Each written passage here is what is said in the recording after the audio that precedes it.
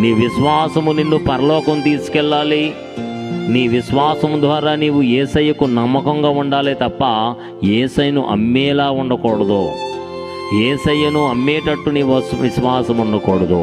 స్థితిగతులు మారిపోయినా, పరిస్థితులు మారిపోయినా, ప్రభువైన యేసులో విశ్వాసము చూపుటలో నీవు చివరి వరకు, మరణం వరకు లేదా రాకడ వరకు నీవు నమ్మకంగా కొనసాగాలి అని రాత్రి ప్రభువు నీకు నాకు బోధిస్తున్నాడు. ఇస్కరియోతు యూదా ధనానికి ఆశపడి తన యొక్క విశ్వాసములో నుండి తొలగిపోయి విశ్వాసమునకు కర్తయు దాన్ని కొనసాగించుచున్న యేసునే అప్పగించాడు ఇస్కరియోతు యూదా. ఏమండి, ఇస్కరియోతు యూదా యేసయ్యకు సుయాన శిష్యుడు. ఇస్కరియోతు యూదా యేసుతో నడుస్తున్నవాడు. ఇస్కరియోతు యూదా యేసుని ప్రేమిస్తున్నాను అని చెప్పినవాడు. 12 మంది శిష్యులలో ఒకడైన ఇస్కరియోతు యూదా చేసిన పని ఏమిటంటే, విశ్వాసములో ఉంటూ విశ్వాసానికి కర్త, విశ్వాసమునకు కర్త అయిన యేసుని అమ్మివేశాడు. దేవునికి స్తోత్రం. యేసయ్యలో విశ్వాసం ఉంటూ యేసయ్యను ఎలా మోసం చేయాలో నేర్చుకున్నాడు యోధా. దేవునికి స్తోత్రం. దీని గల కారణము విశ్వాసములో నుండి తొలగిపోవడమే. మానవుడు ఎప్పుడు పాడైపోతాడంటే విశ్వాసములో నుండి తొలగిపోతున్నప్పుడు పాడైపోతాడు. అంతకు మించి వేరే కారణాలు ఏమి ఉండవు. అపవాది నిన్ను పట్టుకోదు. అపవాదికి నీవే చోటిస్తావు. ఇస్కరియోతు యూదా అక్కడ అవకాశం ఇచ్చాడు. ఎవరికి ఇచ్చాడంటే అక్కడ ఉన్న అధికారులకు అవకాశం ఇచ్చాడు. ఇంటిలో ఉన్న గుట్టుని ఏం చేశాడంటే బయటికి వెళ్ళి చెప్పేశాడు. ఇంటికి గుట్టు ఉండాలన్న సంగతి మర్చిపోయాడు. అరే, నా గురువు గారు యేసుక్రీస్తు ప్రభు నాకు పరలోక రాజ్యాన్ని ఇవ్వడానికి వచ్చిన గొప్ప దేవుడు, పరలోకనాథుడు, ఈయనను నేను అప్పగించకూడదు.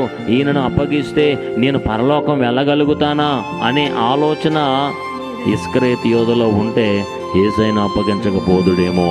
కానీ యేసులో ఉంటున్నాను అని చెప్పుకుంటూ, యేసులోనే కొనసాగుతున్నాను అని చెప్పుకుంటూ ఇస్కరియోతు యూదా ఏం చేశాడంటే యేసయ్యను అప్పగించాడు. యేసయ్యను అప్పగించడానికి గల కారణం విశ్వాసములో సన్నగిలిపోతున్నాడు. లోక ఆశలలో వృద్ధి చెందుతున్నాడు. నాకు లోకం కావాలి, లోక ఆలోచనలు కావాలి, లోక సంపద నాకు కావాలి, నాకు ఎవరేమైపోయినా పర్లే, నాకు లోకమే శాశ్వతం అనుకున్నాడు ఇస్కరియోతు యూదా. యేసయ్యను అప్పగించిన కొన్ని క్షణాలకే చనిపోయాడు. దేవునికి స్తోత్రం. హల్లెలూయా. ఈ రాత్రి యేసు నీతో సూటిగా మాట్లాడుతున్నాడు. యేసును నీవు అప్పగిస్తున్నావా? యేసయ్యకు నీ హృదయాన్ని అప్పగిస్తున్నావా? గుర్తుపెట్టుకో పాయింట్. యేసయ్యను నువ్వు అప్పగిస్తున్నావా? యేసయ్యకు నీ హృదయాన్ని అప్పగిస్తున్నావా? విశ్వసనీయత అనగా యేసయ్యకు నీ హృదయాన్ని అప్పగించడం. విశ్వాసఘాతకం అనగా యేసయ్యనే నడి రోడ్డు మీద మరలా నీవు బాహాటముగా సిలువ వేయడం.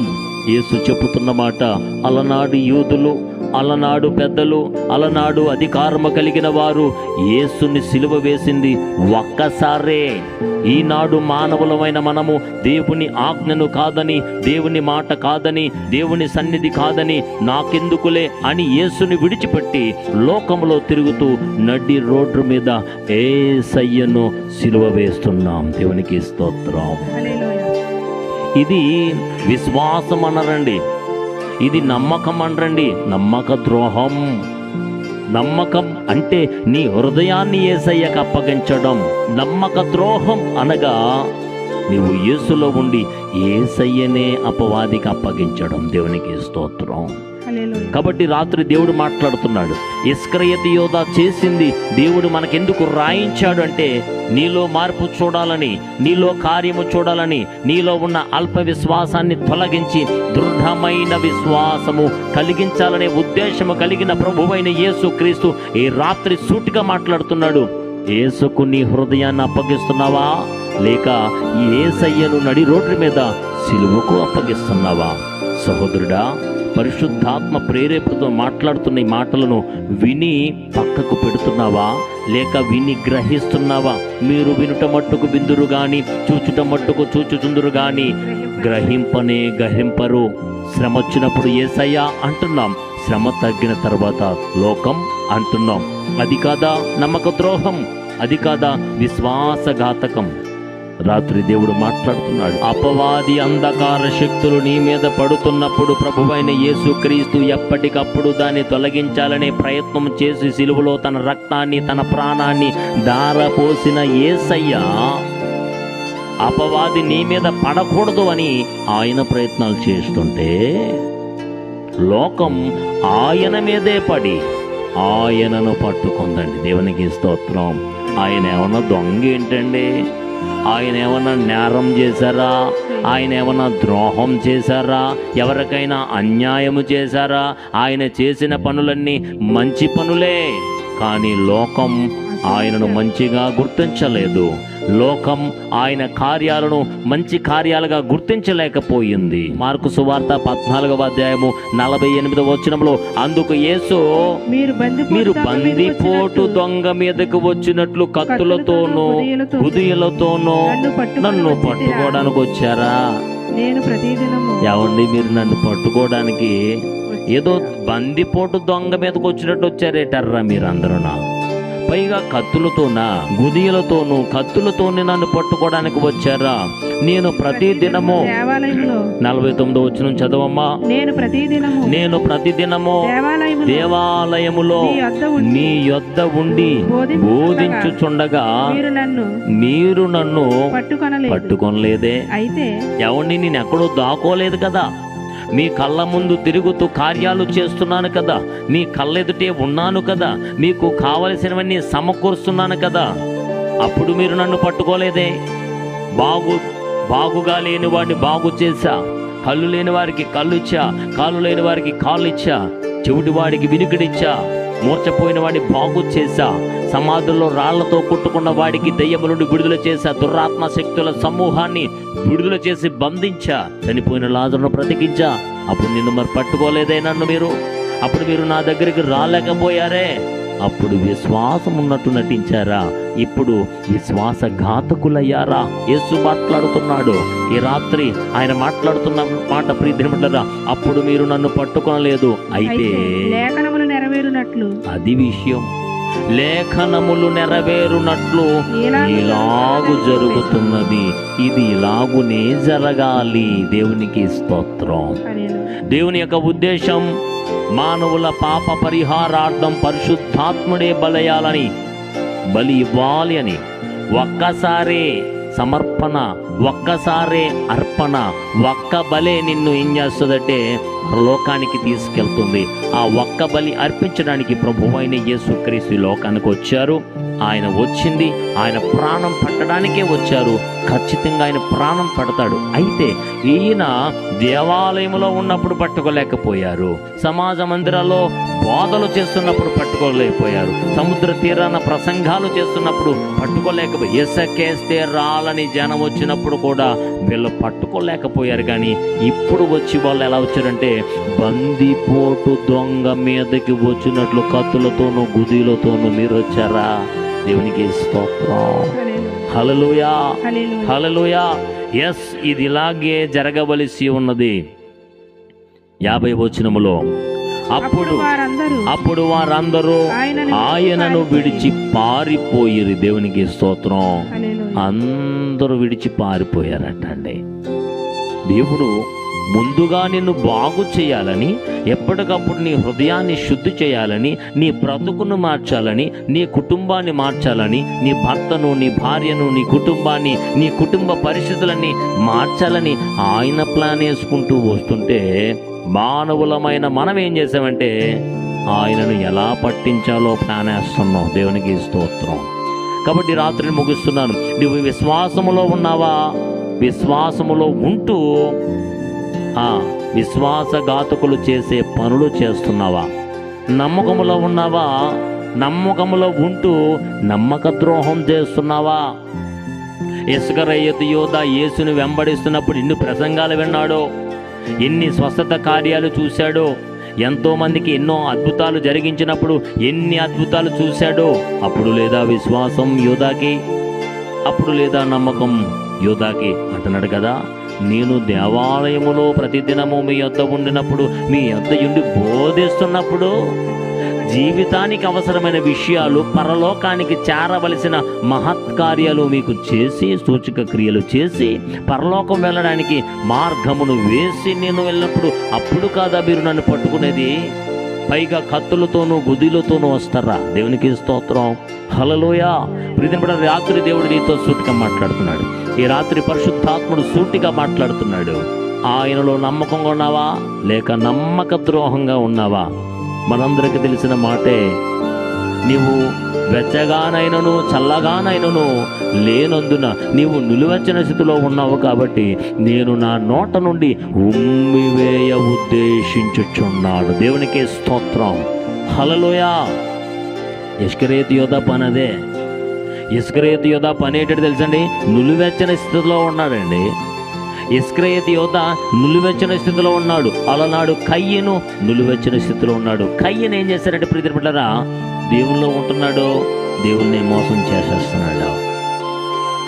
నోవాహు సువార్త ప్రకటిస్తున్నప్పుడు కూడా అనేక మంది వినుడు మట్టుకు విన్నారు తప్ప ఎవరు కూడా నోవాహు మాటల మీద శ్రద్ధ, ఆ జల ప్రళయములో మునిగిపోవడానికన్నా ఇష్టపడ్డారు తప్ప మునిగిపోతున్న బ్రతుకులను లేపే యేసయ్యను నమ్మడానికి ఎవరు ఇష్టపడలే.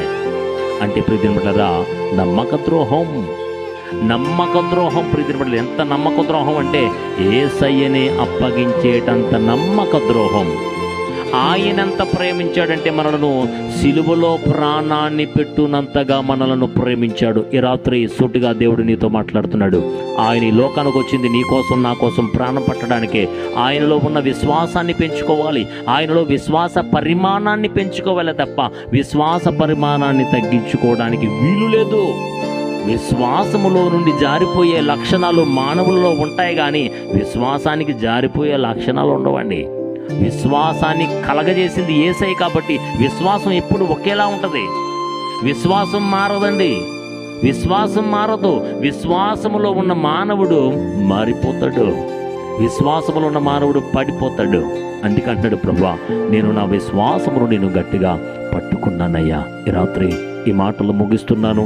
పరిశుద్ధాత్ముడు సూటిగా నీతో మాట్లాడుతున్నాను. నీవు నమ్మకంగా ఉంటే పరలోక రాజ్యానికి వారసుడిగా ఉంటావు. లేదు లేదు లేదు, నా తల్లిదండ్రులు ఇదే భక్తి చేశారు, నా అన్నతమ్ములు ఇదే భక్తి చేశారు, నేను ఇదే భక్తి చేస్తాను, అప్పుడప్పుడు చర్చికి వెళ్తాను, అప్పుడప్పుడు లోకంలో తిరుగుతాను అనుకుంటే నీకు మించిన నమ్మక ద్రోహి ఈ లోకంలో మరొకడు ఉండడు. అలనాడు యోధా కూడా యేసుతో ప్రయాణం చేస్తున్నాడు, లోకస్తులతో ప్రయాణం చేస్తున్నాడు. యేసు మాటలు వింటున్నాడు, లోక మాటలు వింటున్నాడు. యేసు దగ్గర లబ్ధి పొందుతున్నాడు, లోకములో లబ్ధి పొందాలనే ప్రయత్నం చేశాడు. బిలాం ఏమైపోయాడో, కయ్యను ఏమైపోయాడో. ఏమండి, ఎంతో మంది ఏమైపోయారంటే లోక ఆశలు చూసిపోయారు. లోతు భార్య ఏమైంది చెప్పండి? లోకాన్ని చూసింది, నడిపిస్తున్న యేసును చూడలే, ముందున్న పరిశుద్ధాత్మను చూడలే, ముందున్న వెలుగును చూడలే, వెనకున్న చీకటిని చూసింది, ఉప్పు స్తంభమైంది. దేవుడు మాట్లాడుతున్నాడు. ఇస్కరియోతు యోధా యేసయ్యను అప్పగించిన తర్వాత ఏమన్నా కోటీశ్వరుడయ్యాడా? కొన్ని సంవత్సరాలు బ్రతికాడా? కొన్ని సంవత్సరాలు కాదు, కొన్ని క్షణాలు కూడా బ్రతకలేకపోయాడు. ఇస్కరియోతు యోధా మరణం భయంకరమైన మరణం. దేవునికి స్తోత్రం. కాబట్టి రాత్రి ఈ మాటలు ముగిస్తున్నాను. దేవుడు సూటిగా మాట్లాడుతున్నాడు. నీవు నమ్మకంగా ఉన్నావా, అపనమ్మకంగా ఉన్నావా? విశ్వాసములో ఉన్నావా, అవిశ్వాసములో ఉన్నావా, అల్ప విశ్వాసములో ఉన్నావా? నీ విశ్వాస పరిమాణం ఎంత? నీ విశ్వాసం యొక్క లెక్క ఎంత? పరలోకం తీసుకెళ్లే విశ్వాసం ఉందా? విశ్వాసం అంటే అవసరానికి విశ్వాసంతో ప్రార్థన చేస్తున్నావా? అవసరాలు తీరిపోయాక విశ్వాసాన్ని విడిచిపెట్టి వెళ్ళిపోతున్నావా? ఈ రాత్రి మాట్లాడుతున్నాడు. ఇస్కరియోతు యోధా దేవునిలో ఉంటూ దేవుని అప్పగించాడు. లోకం సంబంధమైన ఆశలో పడిపోయాడు. లోక ఆశలు, లోక సంపద కావాలనుకున్నాడు. పరిశుద్ధాత్మ దేవుణ్ణి అప్పగించాడు. లోక సంపద కోసం పరలోక సంపద అయిన ప్రభువైన యేసుక్రీస్తును అప్పగించాడే.